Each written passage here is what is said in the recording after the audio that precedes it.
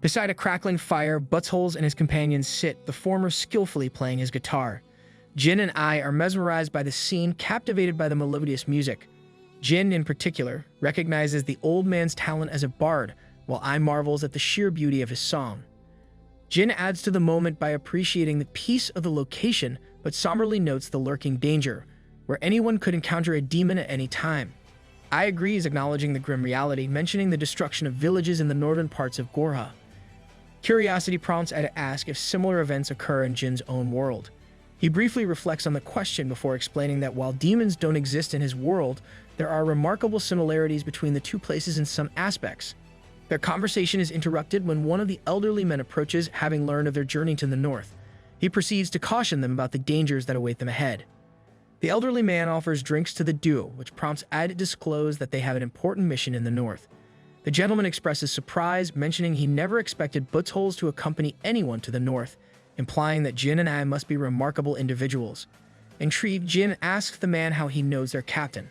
The man chuckles and confesses to knowing Buttsholes, even though he wasn't a sailor when they first met. He delves into the past, recalling an incident from 4 decades ago when Buttsholes was still a bard. The man goes on to explain that during that time, Buttsholes led a northern expedition with a small group and he served as their guide. I inquires about the identities of those who journeyed north with him. The man confirms they were none other than the renowned trio of Kaltovia, Gogun, and the Anelli known as Little. Jin probes further, seeking details about the events that unfolded in the north involving these prominent figures. The man admits he lacks such knowledge but recounts witnessing Golden and an individual named Gria returning to Gorha together, while Buttsholes came back seemingly without his sanity.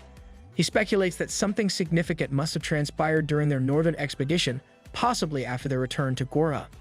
The man discloses that they crossed paths with Buttsholes in Jiria, where he had already lost his ability to speak. Jin speculates that whatever happened might have occurred after their return to Gorha. However, the old man admits to having limited knowledge beyond what he observed during his ferrying duties. As night falls, Jin and I finish their drinks and head back to their boat. Along the way, Jin seeks more information about Anelis, finding the name unusual. I explains that she too has never encountered one, revealing that Anelis belonged to a race from another dimension. She goes on to clarify that Anelis visit their world for extended periods and enjoy long lives due to their dimension's uniqueness. Jin can't help but comment on the abundance of fantastical races similar to Anelis found in fictional stories. Intrigued, I asks if Lord Yutuba's world also features beings like Anelis. Jin, however, is perplexed and clarifies that his earlier remark didn't imply such a scenario. I laughs and playfully mentions that Jin has been acting somewhat unusual lately. Intrigued, Jin questions if he's really been acting differently. I explains that he used to stutter, hesitate, and use strange words in conversation. She initially thought it was normal in their world, but has noticed Jin has shed those quirks. He starts teasing Ai by playfully reverting to his previous way of speaking, which amuses her. Their lighthearted banter continues before they both retire for the night. Later, lying beside the sleeping Benny, Jin remains awake, pondering the complex story of Kaltovia, Godin, Little, and Buttsholes' journey to the north. They defended their world against demons for decades, but only Gria, Kaltovia's blade, returned with Godin and Buttsholes. Godin vanished, potentially abducted by alchemists, while Buttsholes lost his voice due to breaking a promise with the Aya and was found in Jiria. Jin wonders if Gria suffered a similar fate, possibly becoming a demon through alchemists' intervention.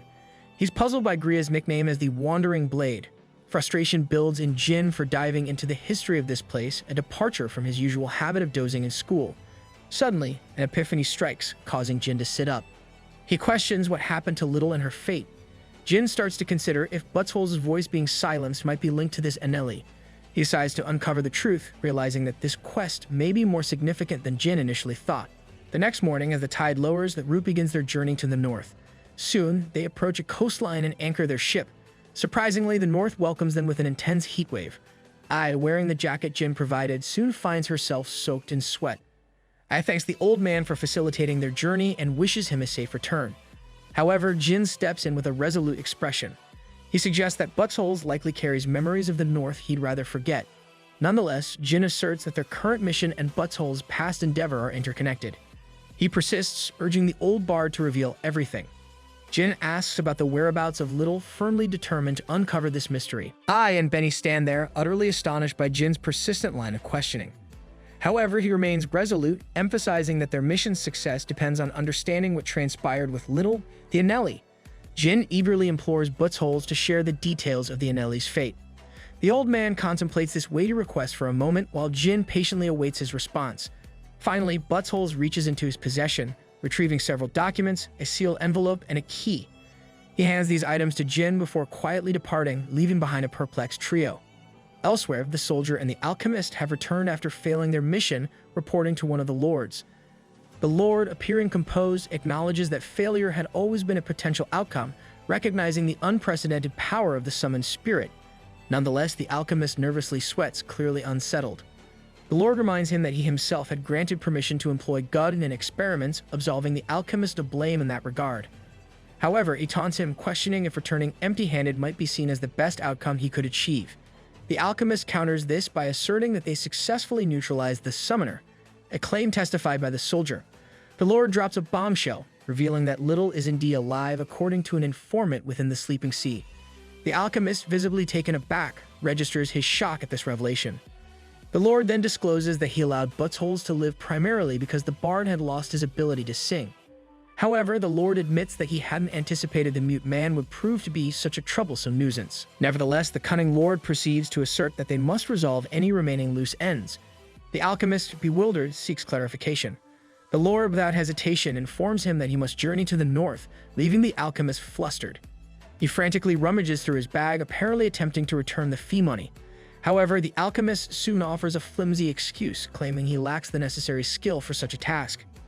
In response, the lord promptly summons his knights with a snap of his fingers, and two strong-built men move to apprehend the flustered alchemist. Panic-stricken, he hastily agrees to head north. But the lord dismisses his pleas, mockingly remarking that the alchemist can replace the ingredients he used with his own body. The soldier accompanying them, gripped by fear, swiftly consents to the northbound mission. However, the lord has different plans for him. He labels the guy as merely a mercenary and assigns him an alternative task, urging the soldier to find a certain bandit. The soldier, although apprehensive, confirms that he knows a few low-repute individuals who might be of assistance. The lord expresses his satisfaction and issues an order to the soldier. He instructs him to locate the bandits and convey to them that they are in search of the thief who stole Kaltovia's heart.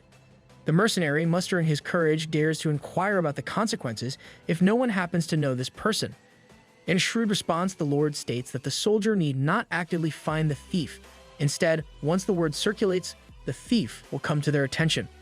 Back in the north, the scorching sun shines brightly, radiating its intense heat relentlessly. The trio sits beside a huge rock, with eye engrossed in reading a document provided by Buttholes. The document reveals that, despite their curiosity, Aya has ensured that the old man cannot interfere with their mission in any way. Nevertheless, Buttholes has entrusted them with a crimson key, the key to Godin's power. The paper also contains a request to deliver a sealed letter to Gria if they should ever encounter her. At close of the page, she was reading, and the harsh reality of heat under the blazing sun washes over her.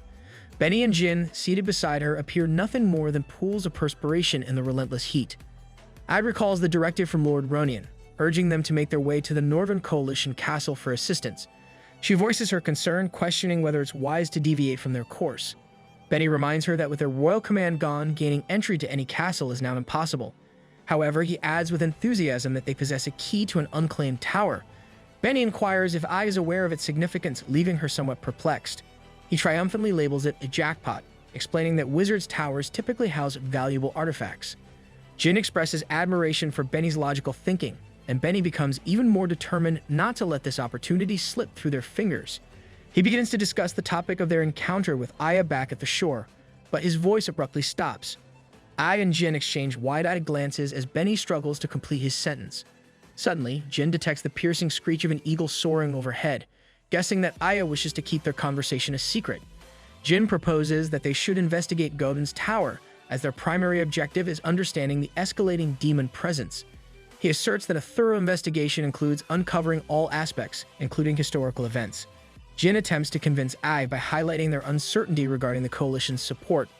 Ai, ultimately determined, agrees to the plan, though Benny says she's easily persuaded. The trio continues on with their journey, crossing the dry northern desert on foot. As they take a break, a grim realization washes over them. There's nothing left to eat or drink. In a moment of dire need, Jin employs Ai's summoning abilities to access his world easily. From there, he retrieves a delicious stash of raiment for keep her hunger at bay, umbrellas for shelter from the scorching sun, and a refreshing variety of ice creams and cold drinks to tackle the oppressive heat. Funnily enough, Jin even secures a pair of stylish goggles for himself. Suddenly, a massive snake demon materializes, kicking up a swirling storm of dust. Displaying remarkable strength, Jin effortlessly defeats the menacing creature with his dagger, all the while sporting his shades with style. Meanwhile, in another corner of the land, a young woman dressed questionably struggles to locate Godin's tower using a map. She has successfully arrived at the designated coordinates but finds herself unable to locate the tower despite her intense efforts. Frustrated and annoyed, the girl reflects on the considerable sum she spent on the map. Determined to seek retribution if it turns out to be a fraud, she vows to track down not only the seller but also the previous parties involved and their entire family, with the intention of settling matters with a physical confrontation. Exhausted and tired, the girl eventually collapses, releasing a scream of fatigue. Suddenly, the sound of approaching footsteps reaches her ears. It's none other than the trio. Benny, in his characteristic fashion, constantly voices his complaints about thirst, hunger, aching legs, and the oppressive heat. Jin, however, offers a simple solution, advising Benny to stop his chatter as it may ease his fatigue. As they come to a halt at a specific spot, Ai confidently claims that Godin's tower should be right in front of them. Her conviction is unwavering, even as Benny indulges in playful taunting about her directional skills.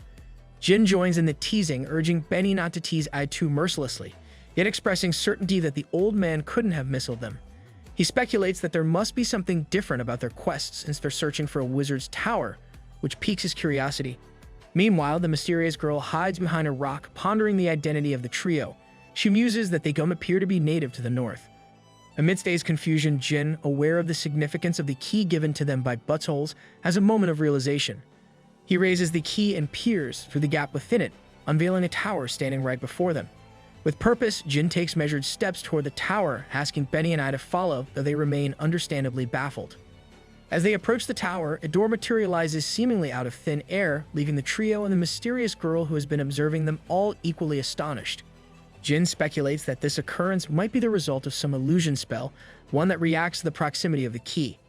Ai, thoroughly amazed, can't help but inquire about how Jin possesses such knowledge and insight. Jin responds by emphasizing the importance of paying close attention to any acquired loot, describing these skills as fundamental. Unbeknownst to them, the mysterious girl secretly trails them, keeping a watchful eye. Upon entering Godin's tower, Ai is filled with awe, while Benny is brimming with excitement at the prospect of discovering valuable treasures.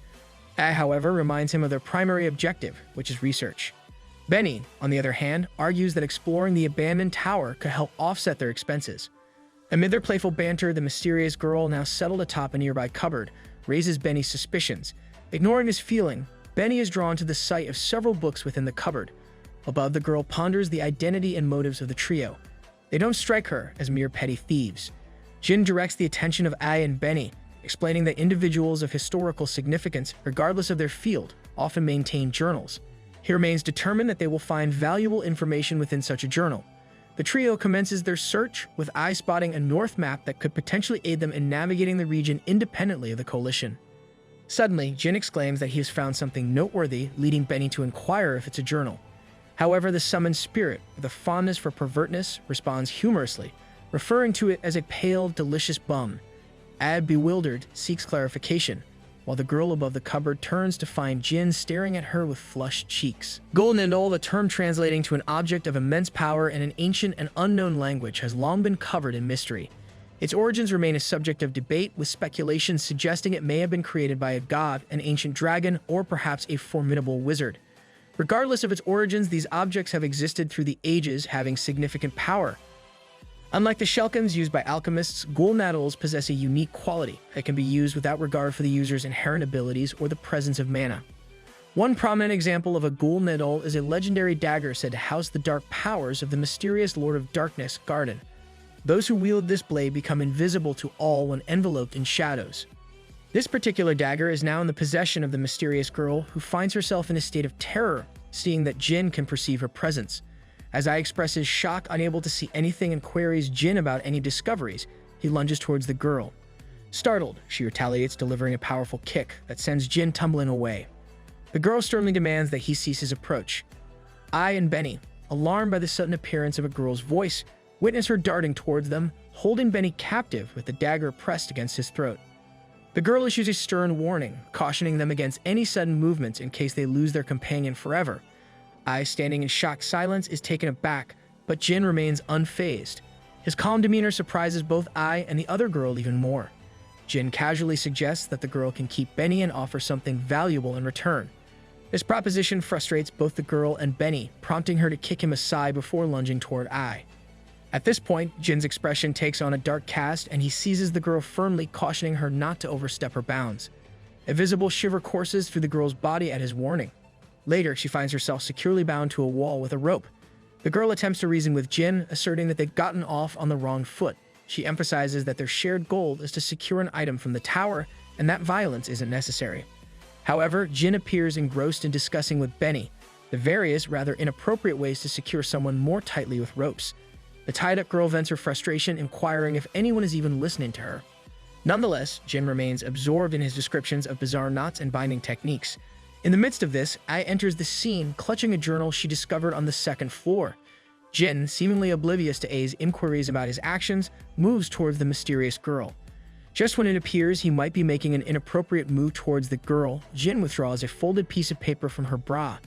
He swiftly snatches it away from the girl's grasp as she struggles in vain to free herself.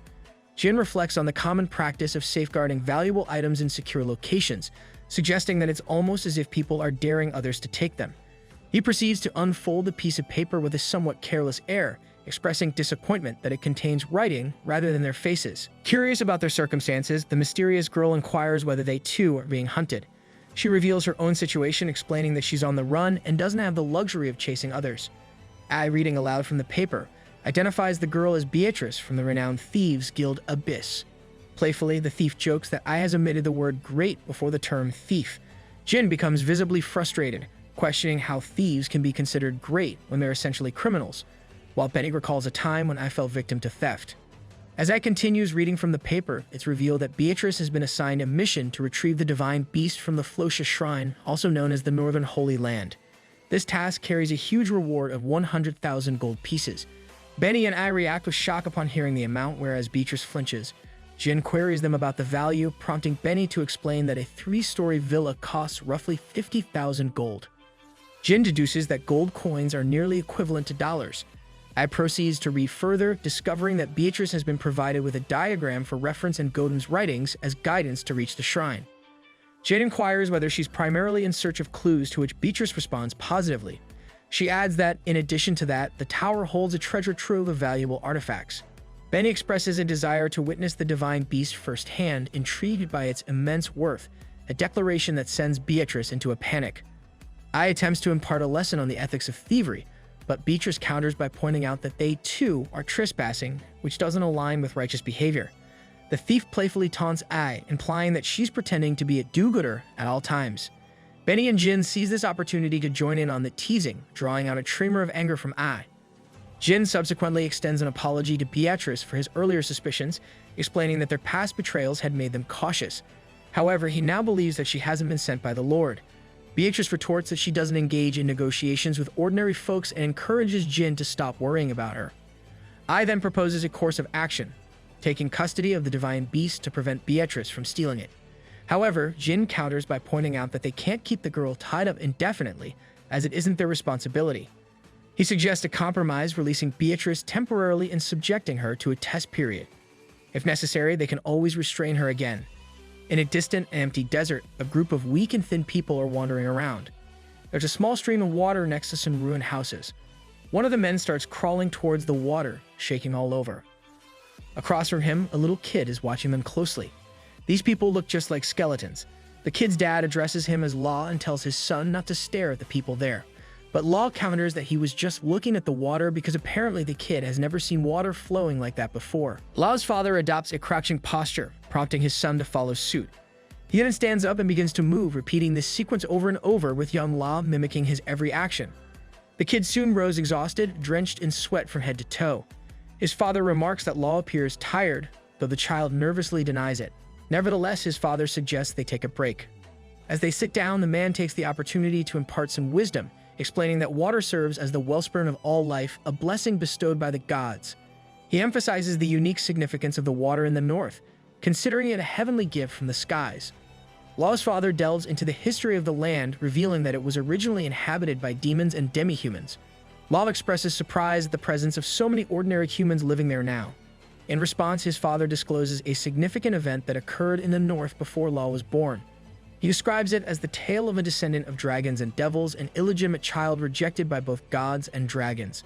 This monstrous, cursed creature was hidden away in the north, and no one was willing to take responsibility for its existence. The inhabitants of the north sought refuge underground or fled to the south. Consequently, the population of demons gradually began to swell.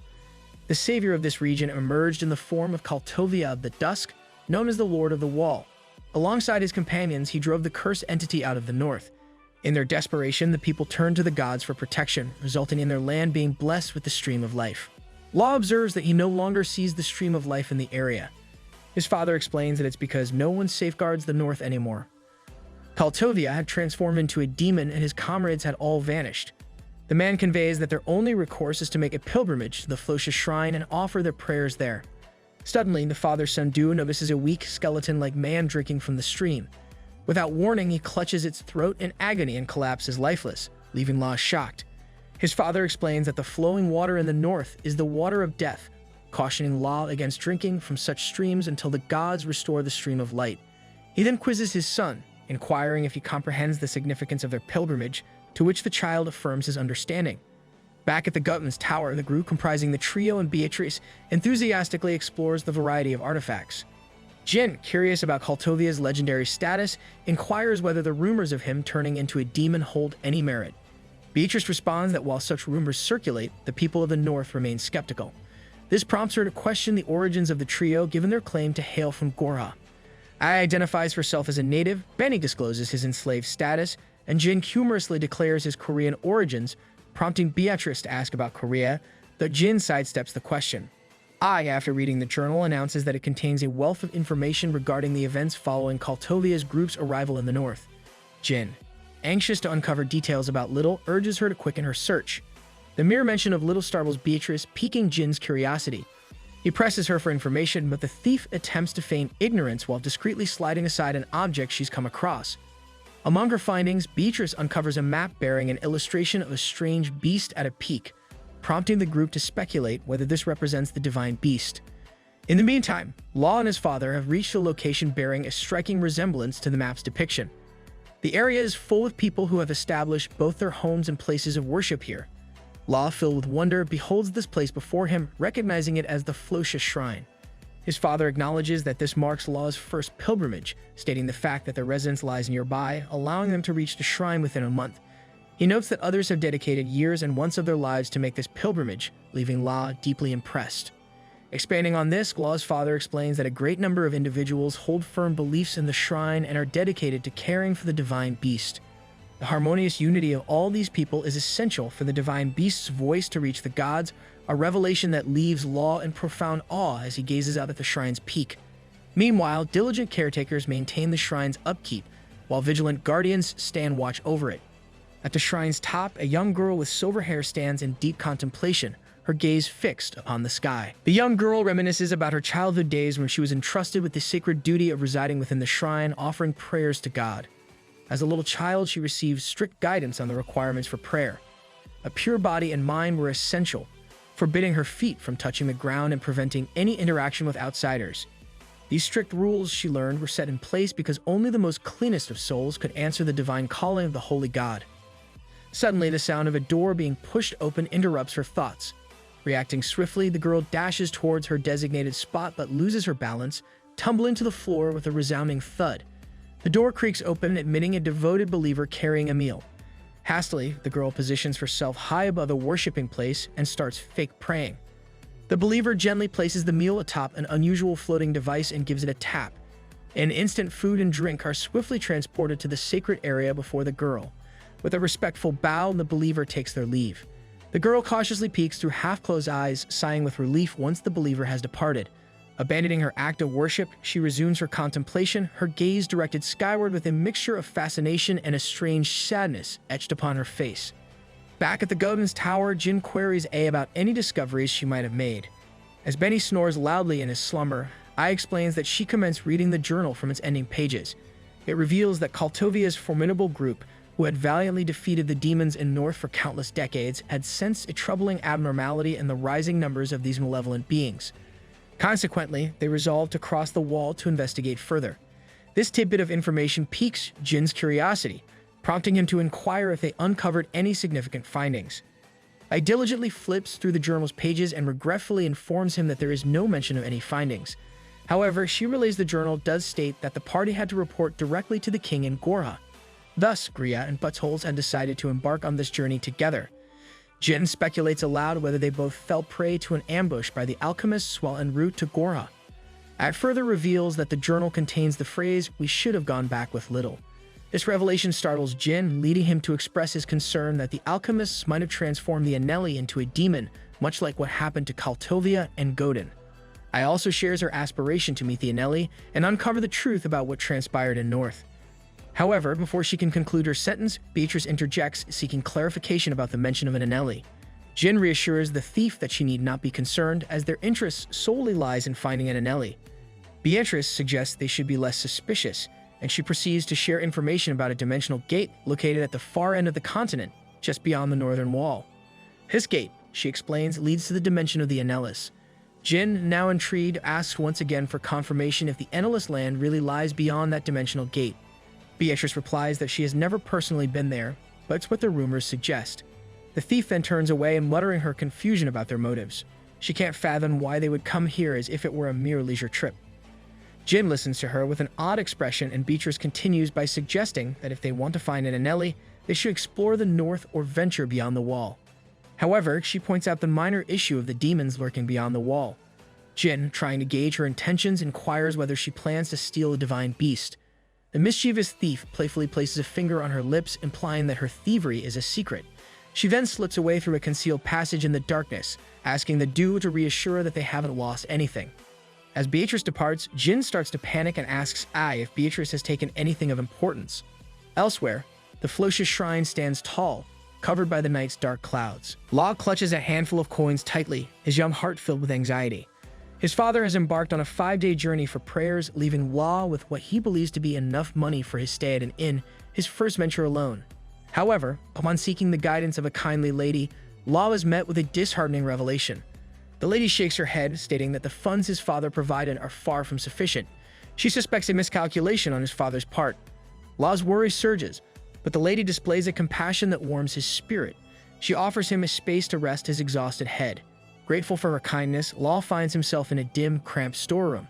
The lady departs, concealing her cruel amusement at having fooled the unsuspecting child. Inside the gloomy space, Law's confusion and fear swell. The absence of a comforting fireplace increases his discomfort. He cautiously peers out the window, contemplating the existence of the stream of life, a concept that once brought him solace. However, this newfound solitude leaves him disheartened.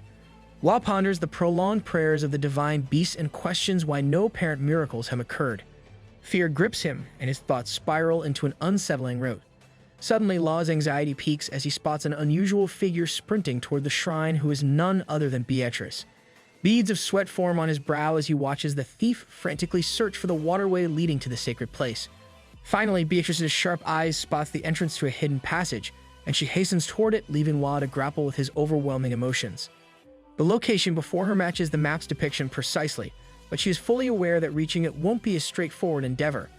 Yet this overconfident thief dismisses the notion of difficulty applying to her. She believes it's a challenge for everyone else, not her. With determination in her eyes, Beatrice begins to ascend the path while Law tries to peek at her in amazement. The shrine emits ominous echoes, accompanied by the sound of metal striking stone, and suddenly, Beatrice bursts into view, having crossed a hidden entrance with a resounding crash. Frustration marks her expression, and she curses those responsible for crafting such a steep and treacherous route. The thief's tired body demands rest, and she sinks to the ground, trembling and gasping for breath. Beatrice had initially feared for her life during the ascent, but now, soaked in perspiration, she contemplates postponing her thievery until the following day due to sheer exhaustion. However, upon further reflection, she deems the prospect of retracing that dangerous climb as even more ridiculous. Thus, the thief decides to take a brief rest before resuming her mission. While Beatrice lies there, panting and regaining her composure, her sharp eyes detect a shadow looming above her. Swiftly, the thief hurls 2 scalpel-like weapons toward the figure, but it vanishes into thin air. The shadowy figure, now having silently descended behind her, is revealed to be a young man clad in black attire, with dark, wild curls framing his face. He offers a casual greeting, addressing Beatrice with the nickname Betty. This mysterious newcomer expresses his surprise that someone else is also in pursuit of the same goal. Concerned, Beatrice inquires if he too seeks the divine beast, to which the mysterious boy reacts with astonishment, denying any interest in that particular quest. The shadow guy explains that he frequently visits this location whenever he journeys to the north. He proceeds to taunt Beatrice, suggesting that she hasn't made any noticeable improvements in her skills. The guy mocks her, questioning whether ascending the waterway was the only approach she could think of. Beatrice's anger flares, but suddenly she feels a trickle of blood from just above her abdomen. The man apologizes, attributing it to a habitual action, and insists that it wasn't intentional. As Beatrice settles down, clutching her aching abdomen, the mysterious guy continues to taunt her, surprised that she could even pass Garden's test. He goes further, mocking Beatrice that the guy wouldn't boast if he were in her shoes, with a parting remark that he hopes they never cross paths again, accompanied by a chilling warning of throat-cutting consequences should they meet once more. The mysterious figure vanishes with a swift whoosh. Left in the wake of his departure, Beatrice remains seated, her hand pressed firmly against her wounded side. The pain intensifies and she lets out a frustrated curse, grappling with the unsettling encounter. Blood from Beatrice's wound drips relentlessly onto the sacred shrine's floor, forming a chilling picture of crimson. She carefully lowers herself into a secluded corner, holding her hands over the wound while her mind races with speculations. Could it be a paralyzing potion coursing through her veins? Beatrice ponders this as she examines the unfamiliar sensation coursing through her. Gradually, the thief comes to a realization. The mysterious man she encountered didn't employ lethal methods despite his dangerous appearance. It dawns on her that perhaps this non-lethal approach suits him better. Recollections surface and Beatrice recalls rumors that the mysterious guy had once claimed a liking for the excitement of taking lives, preferring it over subtler methods like poison. A surge of memories transports Beatrice to a bygone era, a time when demons plagued her surroundings and she stood as their resolute enemy, eliminating each threat with unwavering determination. Her mind rewinds to the crucial moment when she triumphantly passed Garden's test, embarking on a quest to seek his divine approval. The immense doors of a sacred chamber had swung open to reveal 3 of Garden's legacies, standing as genuine witnesses to her determination. A voice had declared her belonging in the shadowy world, forever binding Beatrice to the darkness. She had found herself in a deciding moment where Beatrice had the privilege of selecting one of Garden's prestigious legacies as her token. She thought about her choices, hesitating briefly, but her contemplation was interrupted by an unsettling revelation. Garden's breath, once present, had seemingly vanished. Beatrice couldn't help but wonder if it had been claimed by another before her arrival, raising questions about the mysterious figure. In the end, all that remained for Beatrice was Garden's shadow, a symbol of his dark presence. Leaving the sacred chamber armed with a mini sword, Beatrice encountered a boy who sat in possession of Garden's breath, an act that puzzled her greatly. She questioned his motive, considering that he didn't even identify as a thief. In response, the boy unleashed a string of taunts, stating that Garden wasn't merely the Lord of Shadows, but the Lord of Darkness, suggesting a preference for the legacies to fall into capable hands. His mockery didn't end there. He branded Beatrice as a good-for-nothing girl and continued to provoke her by revealing that the guy had arrived after Beatrice yet passed the test ahead of her. Unfazed, Beatrice had retorted, defending her reputation as the acclaimed best rookie within the thieves' guild known as Abyss. She reminded the boy that her reputation wasn't solely due to her skills, but also her unique qualities. Still, he dismissed the thief's claims, unable to comprehend her perspective as an assassin. With an air of indifference, the boy clarified that he harbored no interest in her reputation or past achievements. His sole focus was on the ability to see her shadow, emphasizing that Beatrice could come for him if she dared. He concluded with a chilling warning, declaring his intent to vigilantly watch her every move. In the present moment, Beatrice finds herself immobilized by pain, her thoughts filled with perplexity regarding the mysterious man and her current condition. As dawn breaks, the girl within the sacred shrine awakens to a strange sight. The once sealed secret passage door now stands open. Fidgeting nervously, she scans her surroundings with cautious hesitation. Out of nowhere, a chirping bird suddenly arrives on the balcony, capturing the girl's attention and triggering an unspoken yearning within her. With a swift flap of its wings, the bird takes flight and disappears into the sky. This brief encounter triggers an extreme shift within the girl. She clenches her fists, her mind racing with newfound determination. The girl's gaze falls upon the floating device typically used for the delivery of her meals. With a resolute decision, she positions the device above the open secret door and takes a seat upon it. With a decisive click, the device activates, moving down the passage at a remarkable speed. The sensation induces tears in the girl's eyes, a combination of fear and excitement, yet she remains steadfast, floating along as the device carries her through the darkness. Finally, as if emerging from the depths of a secret world, the girl appears into the brilliant daylight. The device gently floats her into an unexpected passage, where Law is in a deep and peaceful slumber. Law is waken up from his sleep by a sudden commotion. The girl from Shrine has landed outside the small space where he had been sleeping. She is still sitting on top of the floating device and is just about to set foot on solid ground beneath her. However, a distant memory from the girl's childhood flashes in her mind. A warning not to place her feet on the ground or engage with outsiders. This conflicting dilemma leaves the girl utterly perplexed. In the midst of her confusion, a sudden jolt courses through the girl, prompting her to flinch and place her feet on the ground. The girl's action is due to the sight of approaching guards. Their hushed conversation carries over to her ears, one guard remarking on how he had followed the girl due to her striking appearance, only to discover that she is Floch's priestess. The guard resolves to wait for her return. Thinking quickly, the priestess conceals the floating device, hiding it from prying eyes. Her next move is both unexpected and daring. She leaps through an open window into the space behind her. Halfway through her daring escape, Law catches sight of the girl, and fear courses through him. Acting on impulse, he strikes the girl with a bag, causing her to slump unconscious to the ground. Elsewhere, in the midst of their journey, Aid, Benny, and Jin find themselves on a path that inevitably leads them to the shrine, despite A's inclination to explore alternative routes. She proposes the idea of taking a different direction, but Jin counters her suggestion by reminding her that this particular area had been explored by Kaltovia. He points out that the other route is essentially in the very area, marked by a cross on the map which could be dangerous, just situated above the shrine. I counters that there's a massive wall dividing the two areas, a formidable structure constructed to contain the advance of demons. She also notes that even Kaltovia had to pass through the castle gates of the coalition in this region. Unfazed, Jin shows confidence, assuring his companion that they'll navigate this challenge. Whether by going over it or going through it, he firmly believes they'll find a way. With an unwavering determination, Jin boldly declares that they needn't worry, as he'll eliminate any demons that stand in their path. As their journey continues, Jin's keen eye catches Benny staring at a collection of scrolls. Curious, he inquires about the reason behind his interest.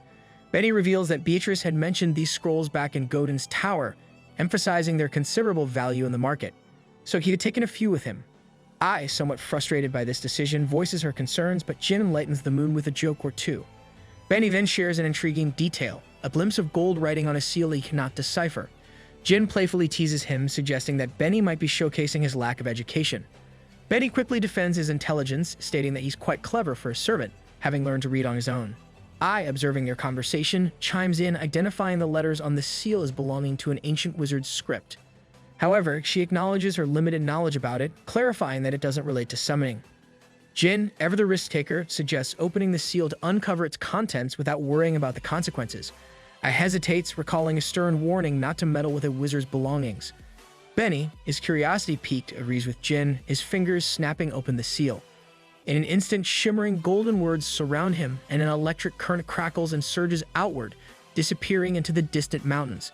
The trio stands still, their faces reflecting shock and surprise as an explosion resonates from behind the mountains. I, regaining her composure, identifies the object as a magic scroll, explaining that it stores a magical spell and mana within it, which can be used by whoever releases it. As they exchange information, a distant rumbling echoes from the explosion's site. Jin, still unfazed, suggests moving on, believing that no harm has been done. However, their belief is shattered when people emerge from the horrifying smoke, urgently pleading for help. The trio watches in stunned disbelief as a thunderous roar comes from within the lingering smoke where the explosion occurred. Their collective dread intensifies as an immense, terrifying beast emerges, causing Jin, Benny, and I to break out in a cold sweat, their life in danger now. A giant insect-like monster emerges from the smoke, striking terror into the hearts of the weak northern villagers who scramble to escape its path. Bewildered and alarmed, they question how this monstrous creature could apparently materialize out of thin air. Benny, overwhelmed with fear, suggests blaming the monster for the earlier explosion.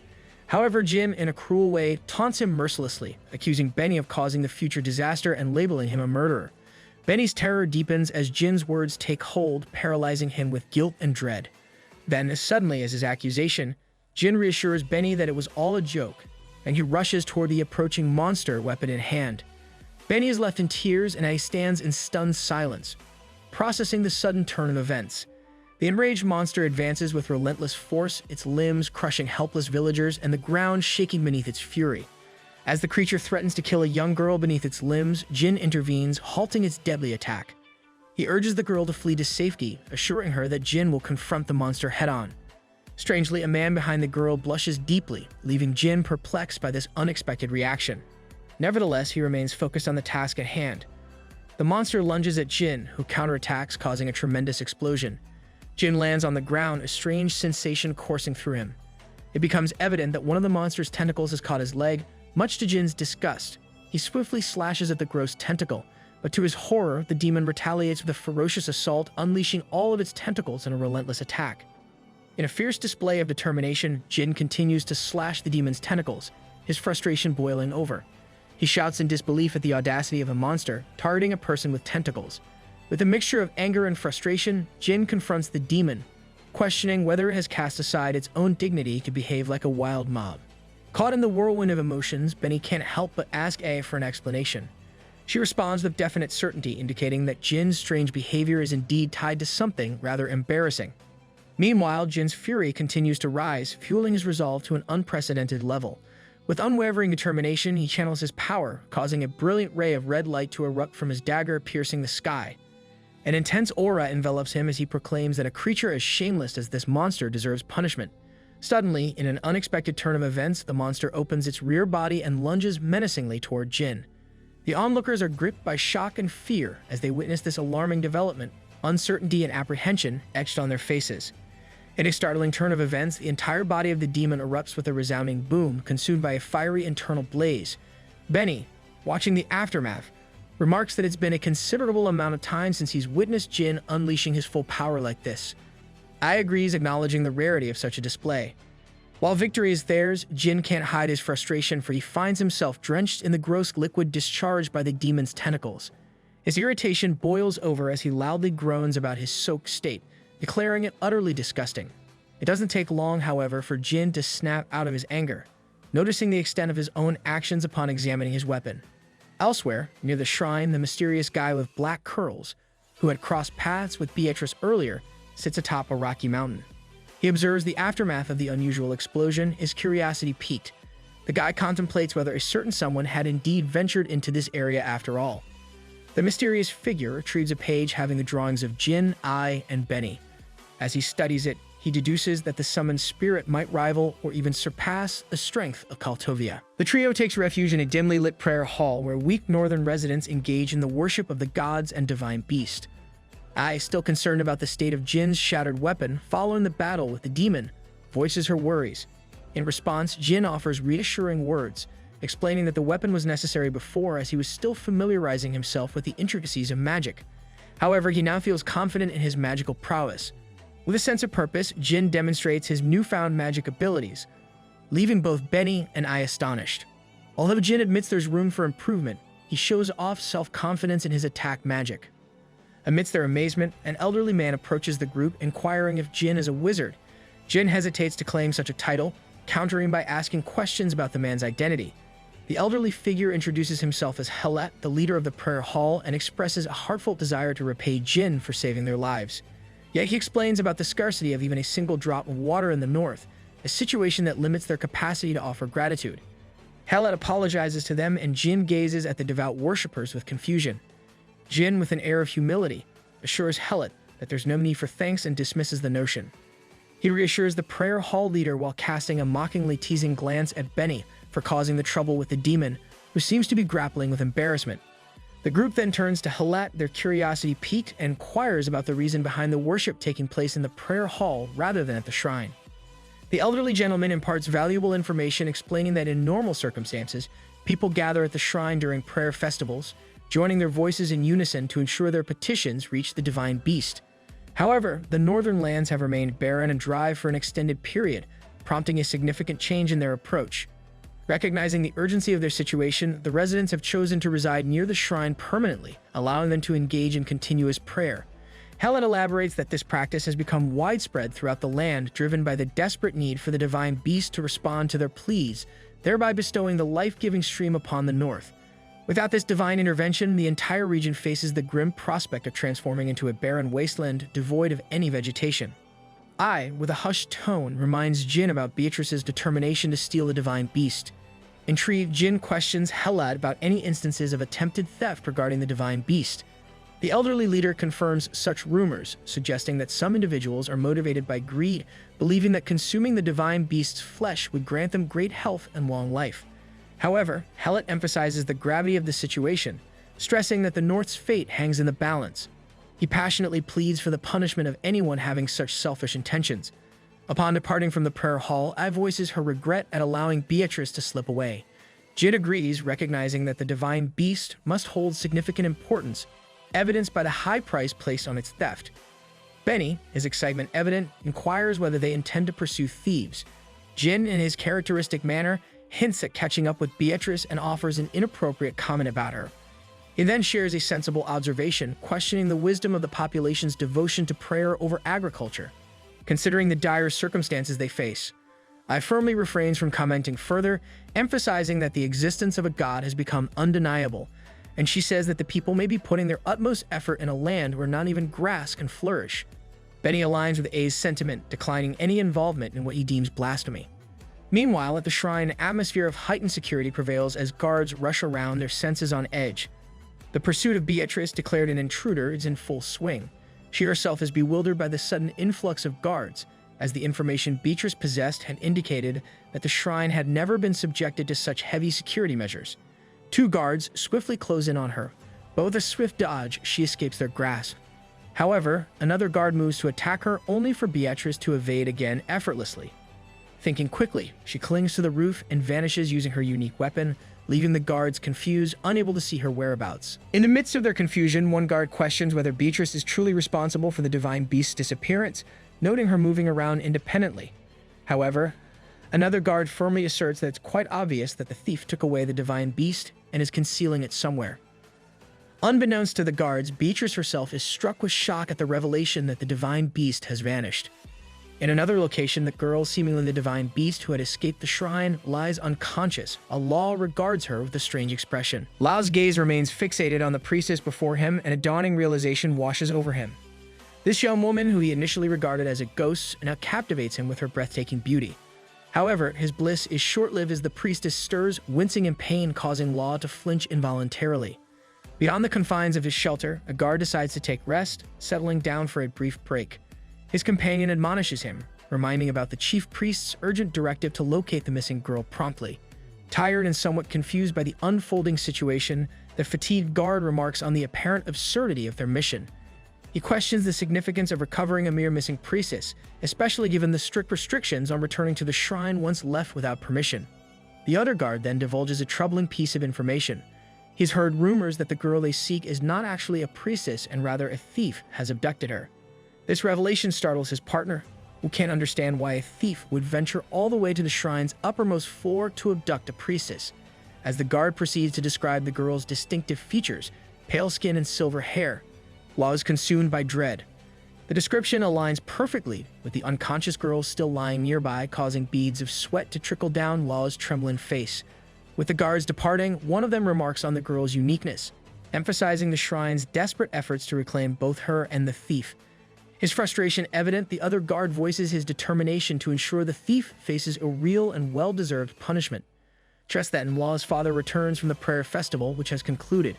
However, his homecoming reveals an unsettling scene. Law is in the midst of a horrifying spectacle, hanging by the neck, accused of kidnapping the priestess. The boy's screams pierce the air as he vehemently protests his innocence, but his pleas fall on deaf ears. The onlookers dismiss his claims, assuming that every guilty person resorts to such lies. Lao's desperate cries continue, but suddenly, a bite to his leg breaks the nightmare-like trance. The severe pain from the bite shatters the illusion, and Law pushes the girl away. She tumbles backward, leaving a visible bite mark on Law's leg. The girl swiftly regains her composure, ready for a confrontation. Yet, Law takes a different approach, extending heartfelt apologies to the girl. He confesses to his fear of being alone and acknowledges his mistake. The young girl regards him with a perplexed expression, and a moment of awkward silence ensues. Their encounter takes an unexpected turn when the girl's stomach emits a rumbling growl, signaling her hunger. Meanwhile, within the confines of the shrine, a storm of anger brews in the chief priest as he berates the guards for their inability to catch the thief. In their report, they confess that whenever the thief ventures into the shadows, she appears to vanish without a trace. A priestess chimes in, suggesting that this mysterious enemy might be affiliated with the Thieves' Guild Abyss. She explains that this guild pledges allegiance to the Lord of Darkness, Garden, wielding his legacy Ghoul Metal as their weapons. She warns not to underestimate such enemies, which, summoned by the chief priest's command, all the shrine's forces quickly depart the meeting hall, dashing off to search the upper floors in pursuit of the thief. Once the meeting chamber empties, the chief priest confides in two of the priestesses, recognizing that they have limited time before the prayer festival commences. He imparts a crucial order, urging them to ensure that news of the divine beast's disappearance remains a closely guarded secret. He presents them with a choice: take action themselves to resolve the situation before the prayer festival unfolds.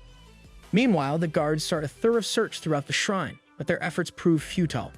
Unbeknownst to them, Beatrice, hidden in darkness, avoids their every attempt at detection. A determined guard orders to bring them more torches, recognizing the thief's ability of using shadows as concealment. Beatrice's anxiety surges as an even larger troop of guards emerges near her hidden location. In a sudden realization, she decides a course of action and rushes toward a nearby door. With a daring leap, Beatrice descends to the ground, her landing followed by a resounding thud. She can't help but taunt the guards, her voice laced with cunningness, implying that perhaps they underestimated the thieves' familiarity with the main entrance. Beatrice departs, confidently expressing her indifference to guards' decision of leaving the entire area unguarded. As she proceeds, a growing realization dawns upon her. A mere handful of days remain until the exchange. The gravity of the situation begins to weigh heavily on her, for she anticipates increased security measures at the shrine from this point forward. Worries begin to brew within her as she contemplates the difficult task of locating the divine beast within the limited time frame. Suddenly, Beatrice halts in her tracks, gripped by astonishment as two priestesses from the shrine materialize before her. It becomes abundantly clear that the shrine's inhabitants are not as naive as she had initially presumed. One of the priestesses swiftly identifies the cunning thief, addressing her by her infamous title, Beatrice of the Thieves' Guild Abyss. The other priestess wastes no time in making her inquiry about the hidden whereabouts of the divine beast. In a bold retort, Beatrice taunts the speaker, challenging her to uncover the divine beast's location herself, given the priestess's seemingly extensive knowledge despite a lifetime spent in the confines of the shrine with little to show for it. In response, the priestess resorts to mockery, saying that Beatrice's guild is in dire need of funds to recover from the consequences of betraying the Lord of Wall. She further taunts the thief about her guild going as far as trying to destroy the North once more. Angered by the accusations, Beatrice strongly denies any involvement in such nefarious deeds, her voice ringing out in protest. Undeterred, one of the priestesses counters that if the continent's rulers did not believe Kaltovia had descended into corruption, Beatrice's deceitful tongue would cease to move. She goes on to taunt the thief that people of the North are already aware of the guild's part in the matter, locking eyes with Beatrice, who meets her gaze with fury. Defiant and unyielding, Beatrice fires back at the priestesses, accusing them of coarseness. She readies herself to retrieve something from her concealed sleeve. With unwavering resolve, she proceeds to unveil a disturbing truth about the shrine's practices. Beatrice reveals that the shrine every few years captures and imprisons new divine beasts within their tower, compelling them to engage in ceaseless prayers. If these supplications fail to yield the desired results, the shrine resorts to selling the divine beast's flesh to kings and nobles. She contends that there has been no divine beast, other than the one Kaltovia introduced, capable of summoning the coveted stream of life. As she speaks, Beatrice extracts shulkins, firmly planting them into the ground around her. Her words carry an accusatory tone, accusing the shrine of exploiting the impoverished by demanding tributes. In addition, she unsheathes her sword, emphasizing how far the shrine has ventured, even profiting from the bodies of the innocent. Yet despite their deeds, they have the audacity to label her as crude. In response, one of the priestesses rebuts Beatrice, insinuating that she too is attempting to profit from the innocence of others. She dismisses the ongoing debate as futile. Meanwhile, the other priestess initiates a chant, invoking an incantation that remains shrouded in mystery. Beatrice keenly recognizes the incantation as a summoning ability, realizing the urgency of thwarting the priestesses before they can complete their summon. With resolute determination, she propels her shulkins towards the priestesses, triggering a formidable explosion that engulfs the vicinity. Beatrice, while mocking their slow pace, admits she was nearly lulled to sleep by the drawn-out incantation. Yet, as the smoky aftermath of the explosion gradually clears, it becomes apparent that the priestesses have emerged unscathed, their summoning priestess undeterred, still chanting fervently. Despite her efforts, the summoner remains undisturbed, resolute in her incantation. In response to the escalating confrontation, the second priestess decides to join the fray, conjuring a beast that hurtles menacingly toward Beatrice. Their clash results in a miniature explosion. However, Beatrice swiftly evades the creature's assault, her sharp instincts guiding her escape. She discerns the priestess's strategy. One is invoking a high-level spirit, while the other rapidly summons lower-level beings, aiming to keep her occupied. In the midst of this chaotic confrontation, Beatrice's mind races, devising a strategy she acknowledges will be far from simple to execute. Realizing her options are dwindling, Beatrice makes a daring choice. She opts for a frontal assault, recognizing it as her best, albeit risky, course of action. Speeding towards the priestesses, she deftly maneuvers through the barrage of attacks the summoned beast hurls her way. Shotguns clutched between her fingers and her dagger held firmly in her mouth, Beatrice accelerates, adeptly dodging each projectile. With precision, she launches her shellgun simultaneously, resulting in massive explosions that obscure the battlefield. As the smoke and dust envelop the area, Beatrice emerges before the priestesses, ready to engage. Her intent is to strike down one of the summoners with her weapon, but an unforeseen twist of fate intervenes. Her weapon is wrenched from her grasp, and a colossal beast materializes, exuding an overpowering presence that sends shivers down Beatrice's spine. Fear wells up within her and perspiration beads on her forehead, while the triumphant priestess revels in having bought enough time to complete her incantation. The priestess's actions lead to a huge explosion that is unlike anything anyone has seen before, causing people around the shrine to stop and talk in hushed tones. Later on, all the people who believe in the shrine gather around looking at a pillar. Beatrice is tied to it, and the injuries on her from the tough fight, bruises and cuts all over her beaten body, are visible. Elsewhere, the silver-haired young girl is devouring a piece of bread. Law, sitting nearby, eats his own bread with a manner that contrasts with the girl's messy eating. Crumbs fill her mouth, but Law notices something strange about her demeanor. Summoning his courage, he extends a friendly introduction, inquiring about her name. However, the girl merely shrugs in response, remaining silent. Law briefly contemplates whether she might be mute. Concerned about her well-being and the mounting search efforts from the shrine, Law advises her to return quickly to avoid causing more worry. Still, the girl maintains her silence, making Law doubt whether this situation is a straightforward kidnapping. She appears fidgety, playing nervously with her bread, leaving Law wondering if something traumatic has occurred to the young girl. Adding to his unease, he realizes the food situation isn't ideal. Law had assumed that the inn's booking fee included meals, as his father had assured him, but the innkeeper contradicted this. He frets over the limited food supply. Suddenly, the girl moves behind him, and Law's anxiety spikes as he turns to face her. With a swift motion, Law tosses the bread toward the girl, causing her to yelp in pain as it hits her. He's relieved to hear her scream, realizing that she can indeed speak, and immediately apologizes for the unintended harm. As the girl starts to speak, Law notices that her ability to form coherent sentences is lacking. In a straightforward manner, he comments on her poor communication skills, provoking a fit of anger from the girl. Driven by irritation, she charges at Law, seemingly intent on attacking him. However, he quickly offers another apology and inquires about what she wanted to convey. There's a moment of hesitation during which the girl fidgets anxiously before she finally manages to articulate her desire. The girl expresses a longing to return to the Black Moon Plateau, a location Law knows is situated beyond the wall. He is taken aback, well aware of the dangers posed by that area as it's infested with demons. Law voices his concerns, stressing the dangerous nature of the place. He nervously questions whether the girl expects him to act as her guide. She gazes at him with a glimmer of hope in her eyes, and Law initially denies her request, emphasizing that he's just a child waiting for his father's return. But the girl continues to look at him with hope, gradually drawing closer. Law, growing increasingly anxious, reminds her of the extensive search efforts being carried out by the soldiers and the potential consequences for him if he aids her. Sometime later, Law finds himself outside with the girl, hidden away while soldiers diligently search for the divine beast. Law is baffled by his own decision to assist her in this dangerous journey. He takes a moment to remind the girl of their plan. She must reach her destination before the prayer festival concludes, possibly continuing on alone halfway. Furthermore, if they get caught, she needs to be prepared to tell the soldiers that she escaped from kidnappers and encountered Law. He tries to drill this narrative into her with practice, but instead, the girl unexpectedly announces that Law is taking her to the Black Moon Plateau. His declaration sends shivers down Law's spine, and he raises his voice in frustration. Their conversation is abruptly cut short as the guards draw nearer to their hiding place. Law urges the girl to follow him, insisting that they must first head to the outskirts of the village. He swiftly departs, leaving the girl behind. Law looks back only to find her moving at a snail's pace, wobbling and gasping for breath. It takes her an agonizingly long time to catch up, her trembling and heavy panting revealing her exhaustion. Eventually, Law is left with no choice but to carry the girl on his back. However, his own exhaustion becomes evident when he stumbles and drops her to the ground. Law vents his frustration, questioning how she expects him to proceed to the Black Moon Plateau in these circumstances. In addition, her distinctive silver hair draws unwanted attention from the onlookers. The girl apologizes, explaining that it's her first time running like this. Law's frustration increases, and he questions the girl in an irate tone, pondering whether they allowed her to do anything at the shrine. She responds, explaining that her sole duty was to pray and she was strictly prohibited from leaving the premises.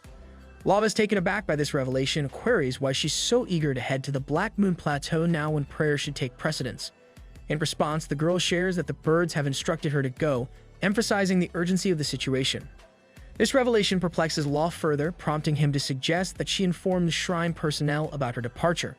The girl struggles to articulate her thoughts into a coherent sentence, but manages to convey that if God doesn't respond after the prayer festival, she must go to God herself. Law is stunned by her statement when suddenly 2 guards spot them. Recognizing the silver-haired girl, they order the duo to stop. In a panic, Law firmly grabs her hand and darts away, choosing flight over confrontation with the guards. Back at the shrine, an official declaration is being recited, detailing Beatrice's intrusion into the sacred grounds with the intent to seize the divine beasts, the last glimmer of hope for the North. The speaker goes on to identify her as a member of the notorious Abyss Guild, responsible for much turmoil in the region. This revelation stirs the gathered crowd into a buzz of conversation as they discuss Abyss, the very guild that stole Kaltovia's heart. Anger simmers among the crowd, directed at the guild members who seem to have a hand in the North's suffering and now seek to claim the divine beast. In response to these emotions, it's announced that the shrine is willing to grant the sinner a chance for redemption before the upcoming prayer festival. A voice suddenly asked Beatrice to disclose the whereabouts of the divine beast. It belongs to the priestess, who steps forward, proposing that if the thief cooperates, they will allow her a peaceful end. She sternly cautions Beatrice about the hostile glares of people cast upon her. These gazes are filled with hatred and resentment, as if they see her as a devil responsible for the North's condition. Meanwhile, the ongoing announcement is about to reveal the consequences awaiting Beatrice if she doesn't seek redemption. However, the thief doesn't allow it to proceed and forcefully interjects, demanding a break. She passionately exclaims that Abyss had no involvement in Kaltovia's demise, daring the people to consider that another culprit may be responsible. Beatrice raises her voice, questioning whether they comprehend how they become passive, mere sheep engaged in ceaseless prayer. Beatrice passionately states that there's a hidden motive behind the shrine's actions and the nobles' desires for the North to swarm with demons.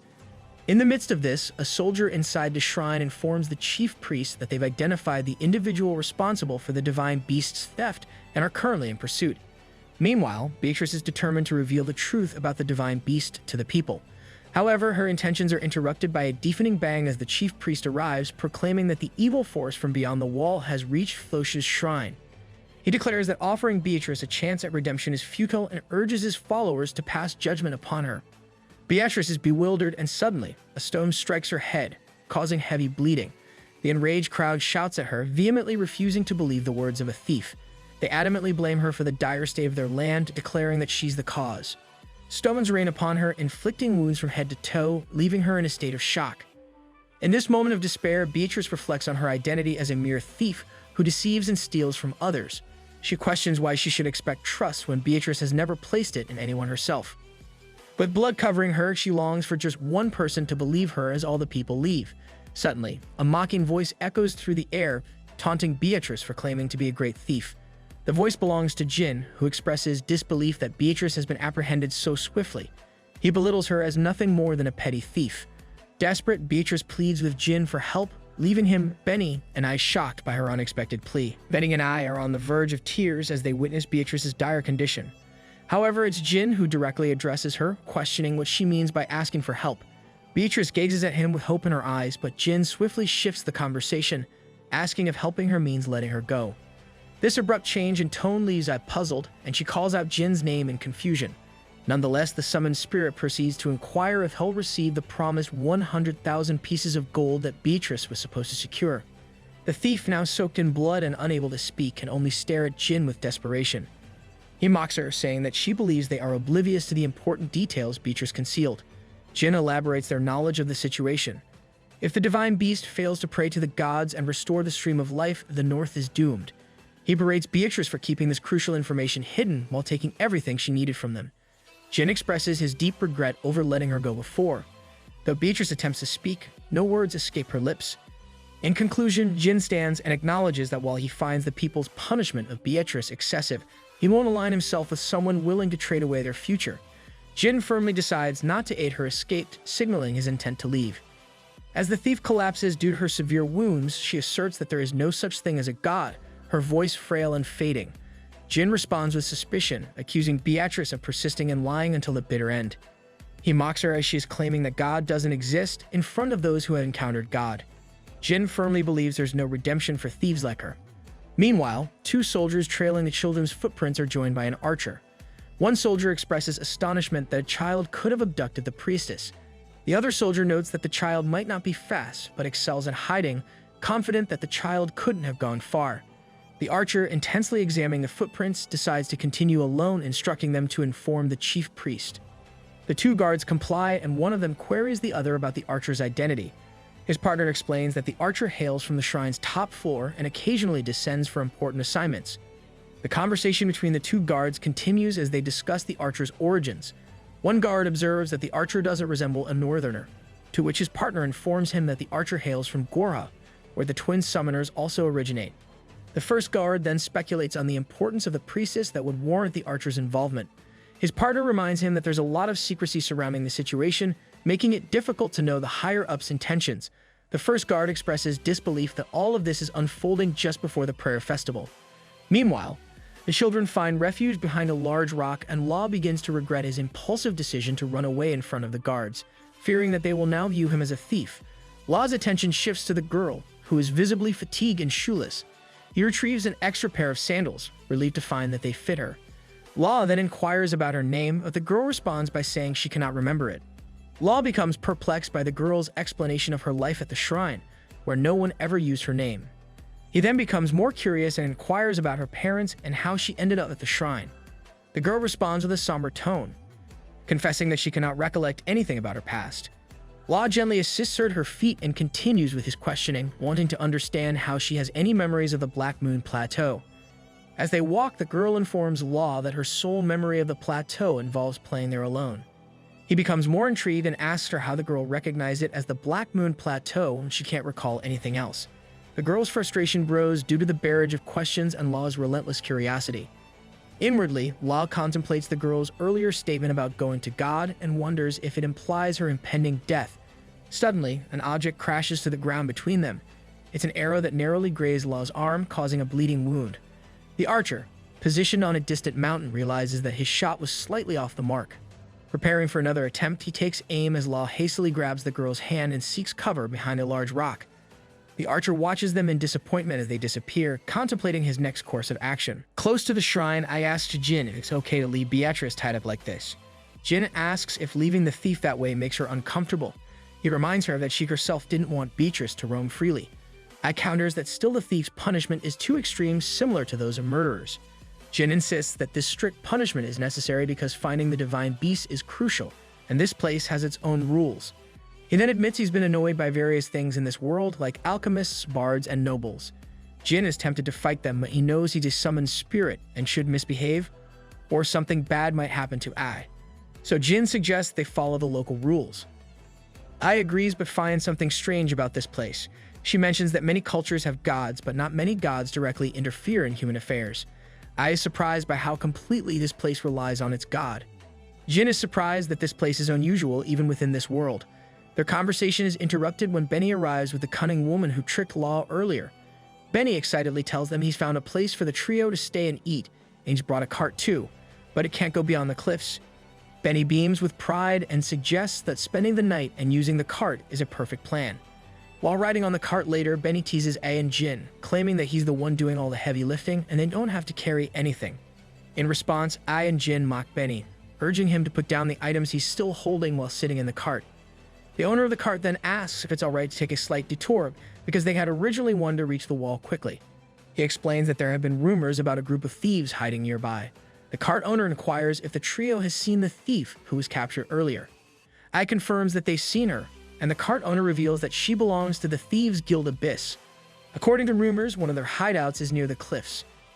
Jin and I exchange knowing glances and ask the elderly cart owner to take them there. The old man is shocked and tries to stop them, warning that they'll encounter dangerous thieves. However, I and Jin insist on being taken there, and the old man reluctantly agrees.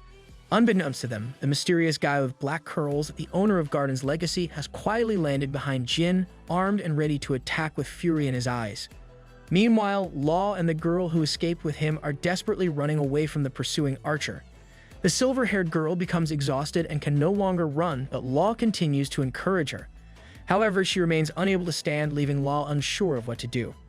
He realizes that the guards are relentless in their pursuit, no matter how much they run and hide, and the archer poses a serious threat.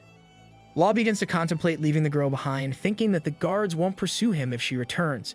Meanwhile, the archer spots the blood trail left by Law's wound, follows it, and reaches a point just behind the duo. He takes out an arrow and charges toward the kids, launching an attack. The arrow grazes Law, causing him to bleed from another wound. The frightened kids try to escape, but the archer is fast and relentless, closing in on them with his dagger drawn. Soon, he catches up to the kids as they both fall down and start trembling when faced with the archer. The archer narrows his eyes, fixated on the spot where Law and the girl should be. However, all he sees is a large rock right in front of him. Surprisingly, the silver-haired girl has created an illusionary rock, leaving Law pondering if it's magic. The archer, though finding it strange, thinks these kids might be faster than they appear. He's confident that they won't get far, as the archer has used a poison arrow this time. Meanwhile, the girl is panting heavily and growing increasingly tired.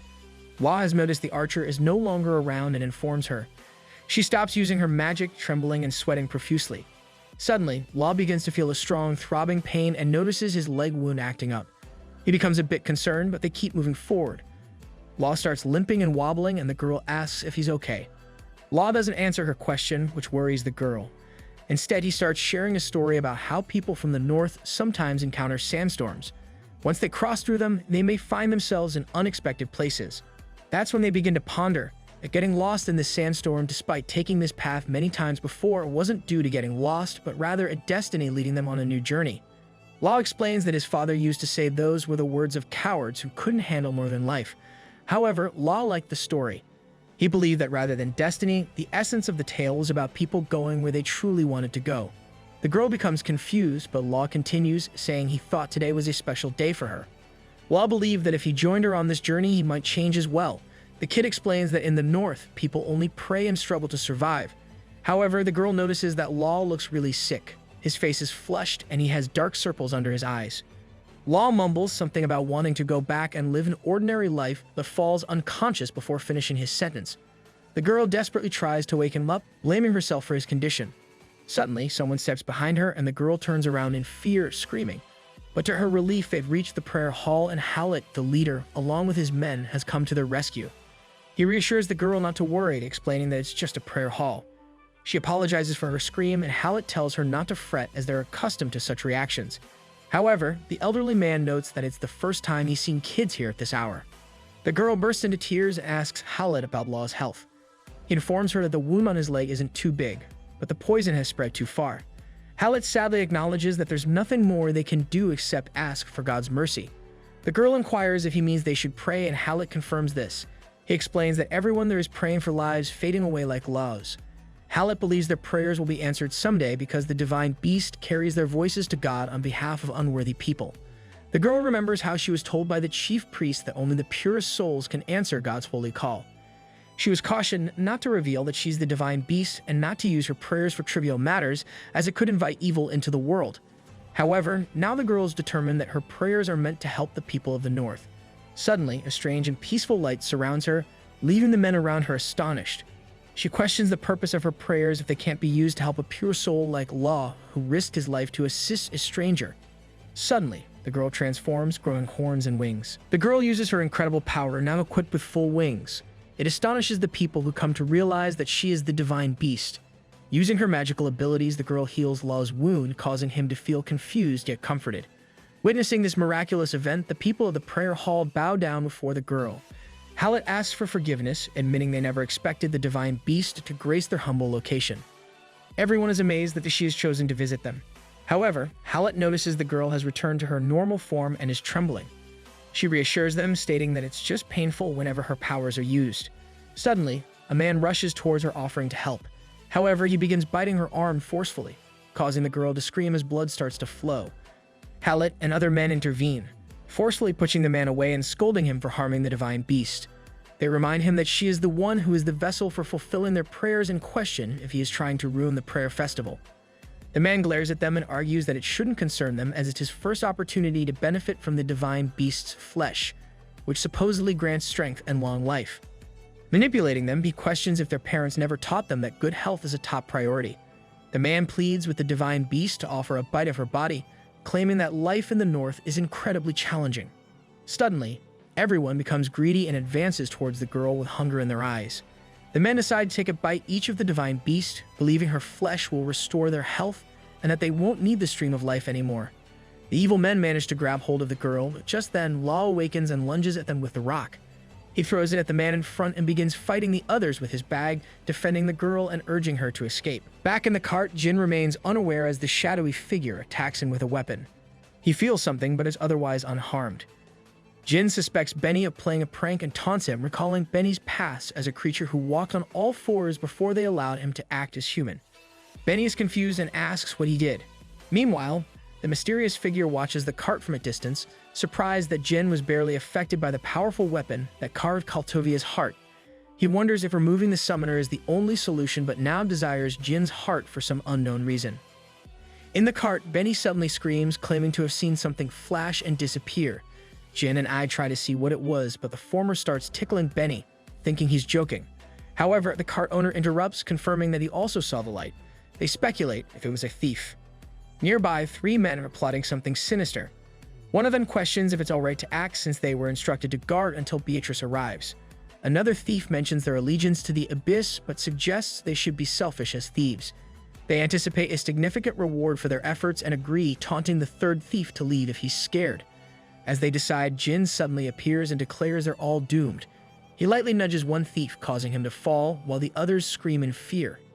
Elsewhere, other thieves discuss the noise, wondering if Beatrice has returned. A cloaked figure comments on the delay and expresses relief if she returns now. Another thief reasons that stealing the divine beast is challenging, but the cloaked figure criticizes Beatrice, saying she should have considered this from the start. Tempers rise, but a female thief tries to calm the situation, reminding her fellow thief that his actions have landed them in prison twice. Suddenly, a loud crash occurs outside their hideout, making them think Beatrice is back. The guard utters their secret code words, but there's no response.